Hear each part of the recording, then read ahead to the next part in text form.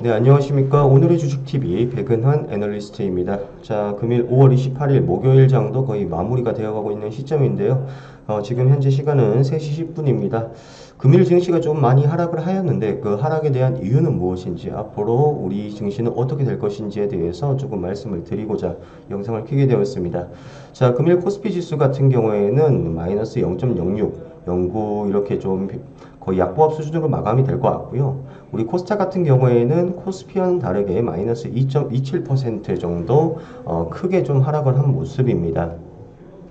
자, 그리고 오늘 환율 같은 경우에는요, 1240원, 오늘도 5원 오르면서 조금 높은 환율을 보여주고 있고, 자, 이제 전일, 미국의 3대 지수, 다우지수, S&P, 나스닥 지수 같은 경우에는, 다우 지수 같은 경우는 2% 상승을 하였고, 나스닥 같은 경우에는 0.77% 그렇게 크게 따라가지 못하는 모습을 보여주었습니다. 이것이 오늘 코스피와 코스닥 디커플링을 좀 만드는 격차가 벌어지게 되는 요인이기도 하고요. 자, 금일 아시아 증시도 거의 하락으로 조금 마감을 할 것 같습니다. 그렇게 좋지는 않은 상황이고, 홍콩 같은 경우 마이너스 1.44%, 지금 홍콩 국가보안법 중국에서 제정이 이루어짐에 따라서 조금씩 하락하고 있는 모습입니다. 자, 금일 수급 같은 경우에는 개인은 이제 코스피에서는 팔았고요. 코스닥에서만 매수를 하였고, 외국인과 기관은 코스피에서만 조금 매수를 하는 모습, 그 다음 코스닥에서는 매도를 하는 모습입니다. 자, 이런 거 보시고 지금 이제 신용잔고 같은 경우에는 아직까지 이제 10조 원을 넘어서는 굉장히 아직까지 높은 수치다라고 좀 보시면 될 것 같습니다. 자, 일단 차트를 보면서 조금 말씀을 드리도록 하겠습니다. 네, 오늘 코스피 차트입니다. 오늘 코스피 같은 경우에는 일단 갭 상승으로 시작을 했지만 다시 한번 하락을 하다가 중간에 반등이 나와서 거의 약보합 수준에서 마무리가 될 것 같고요.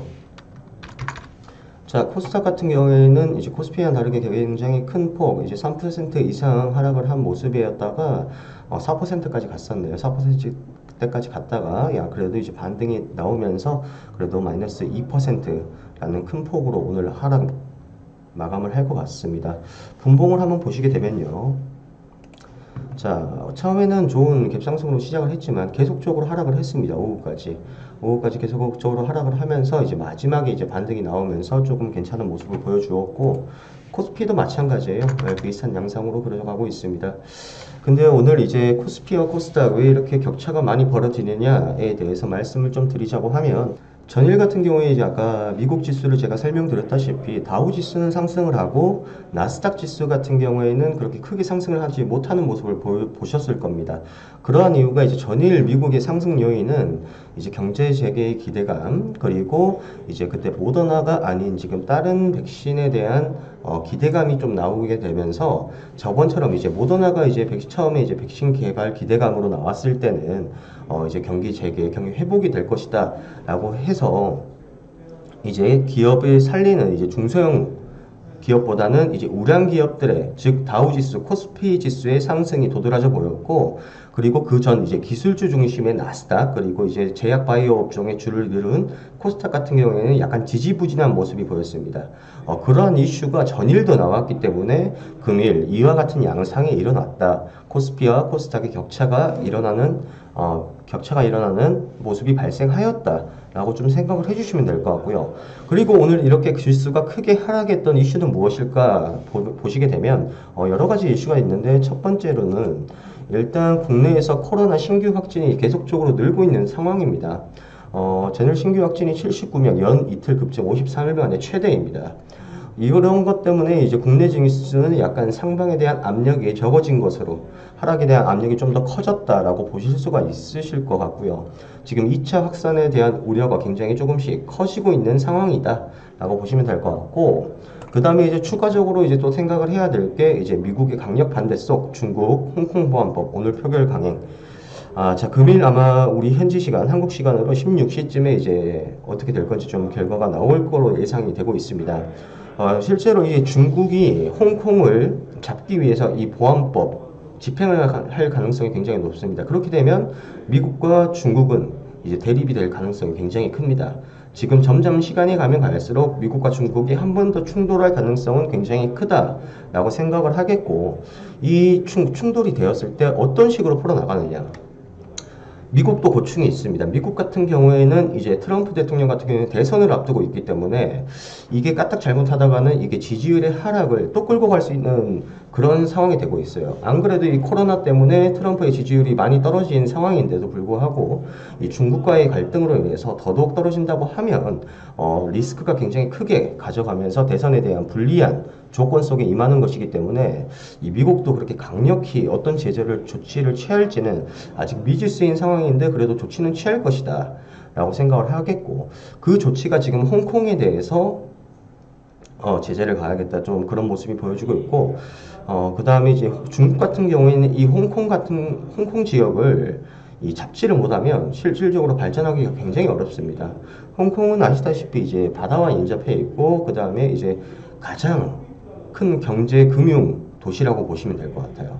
이 홍콩의 이제 금융시장의 자금들이 굉장히 세계를 움직인다고 해도 무방할 정도로 크기 때문에 이 홍콩을 하나 잡아놓으면 앞으로 향후 중국이 발전하는 데 있어서 굉장히 큰 도움이 될 거란 말이죠. 하지만 이때까지 중국과 홍콩의 이념의 차이, 그 다음에 대립 구도가 있었기 때문에 집행을 못했지만 이제 다시 집행을 하겠다. 시위도 굉장히 많이 일어나고 있고 계속적인 충돌이 일어나니까 이번 기회로 미국도 견제하고 홍콩도 잡게 되는 그런 일거양득의 기회를 노리고 있는 것이 아닌가 저는 생각을 하고 있고요.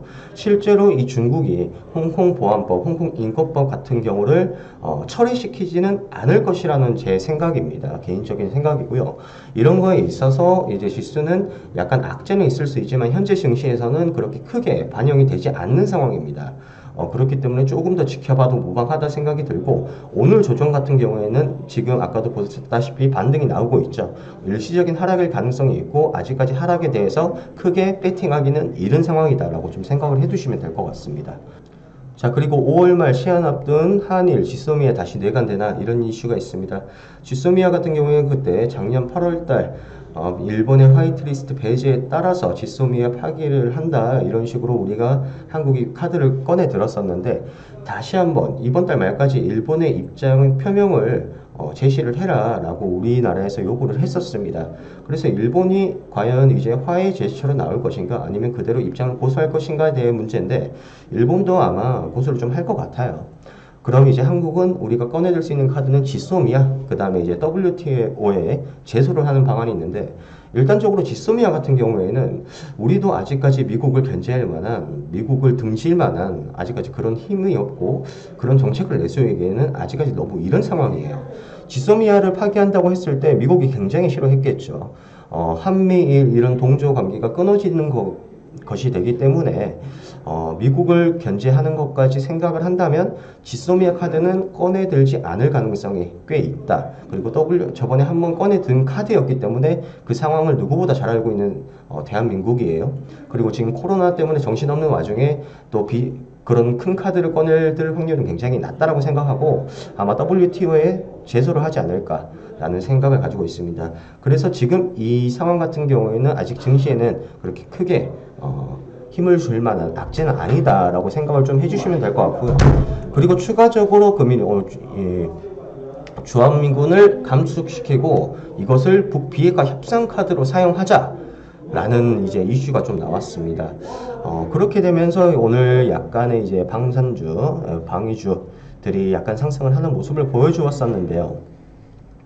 자, 이게 실제로 주한미군을 감소하면 북비핵화 협상 카드로 사용이 될까?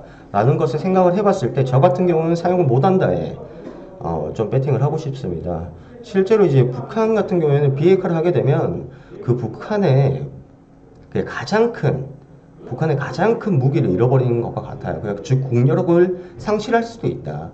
그게 어떻게 보면 권력이고 힘이고 세계 우리 강대국들을 견제할 수 있는 수단으로 사용되어 왔는데, 이 비핵화가 빠르게 그 카드로 사용할 수 있을까? 주한미군을 감소시킨다는 이유 하나만으로 그러기에는 굉장히 어렵다.